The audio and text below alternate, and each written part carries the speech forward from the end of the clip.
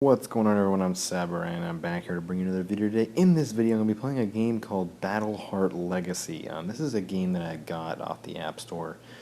Time and Levi told me about it. I played the original BattleHeart a while ago. He told me he was making a new one, and it's honestly amazing.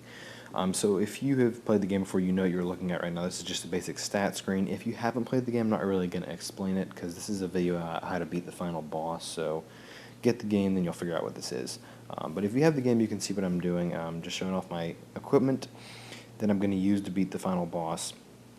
You can see my 2 Obsidian Skull Crushers, my legendary armor, and you can see the skills I use. These are important. Power attack, stealth, and I use shuriken, and then I use twin strike. These are mainly ninja skills. Lacerate, that is the important one. You have to use lacerate. The other ones are just to do damage. Stealth doesn't really use that much. Smoke and these are my passive skills, and the ones I use are mainly the ones I have unlocked from Ninja. The only reason I use the ones from Ninja is because my guy is more of a ninja character. My guy that I use is a ninja class character mainly. He has influences of rogue and knight, but I am heavily influenced into ninja. So you will see that the way I fight is as such, and you'll just that's just who I am. That's the guy I am. So you can see, I mean, if you've played the final boss before, you'll see what happens here. I'm just going to keep being sarcastic with the king, if you will. But you're going to see what I do to beat him.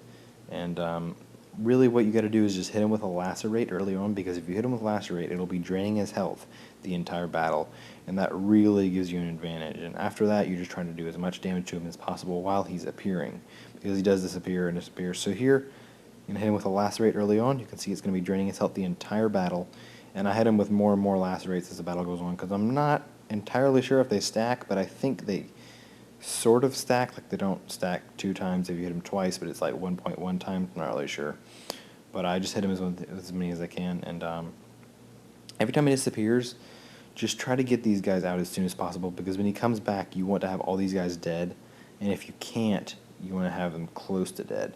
So just try to kill them as fast as possible. Killed that guy, and you can see whenever he does this blue ring thing, get out of the way, because that will one-shot you every time, no matter how much health you have, or at least in my experience. So I'm hitting him with a twin strike and a lacerate, and he's got tons of health gone, and you can see it's still draining every second. He's losing a bunch of health due to my lacerates, and now it's just a waiting game. Honestly, you just gotta wait for him to die. The blue ring again, just mainly when you're fighting the king, just avoid the blue ring.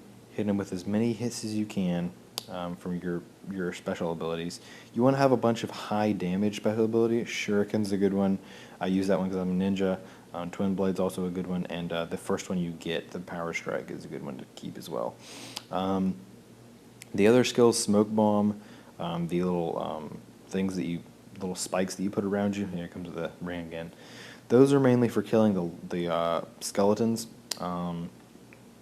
The Bard ability that I have, the one Bard ability that I have where you charm an enemy, it doesn't work on the king, but it does work on his minions, which means you can turn one of his minions against him, which does help kind of, but it mainly helps to kill all the minions and get them against themselves.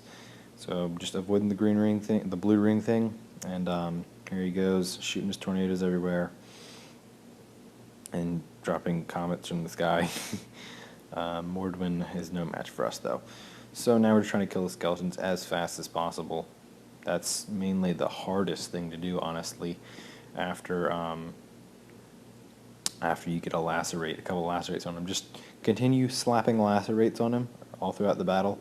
Keep hitting him with lacerates as many times as possible, and you'll get him, honestly. It's really easy to do if you just keep hitting him with lacerate over and over again.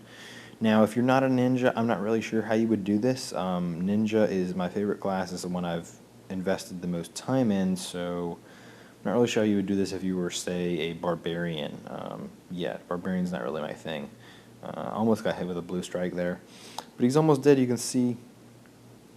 And I almost died there. I had to drop a health potion. Bam! Down goes Mordrin. Killed him. 1,000 XP, and I get a chest full of stuff that I already have. already have both of those. But anyway, it doesn't really matter. Just wanted to show you guys how to beat him.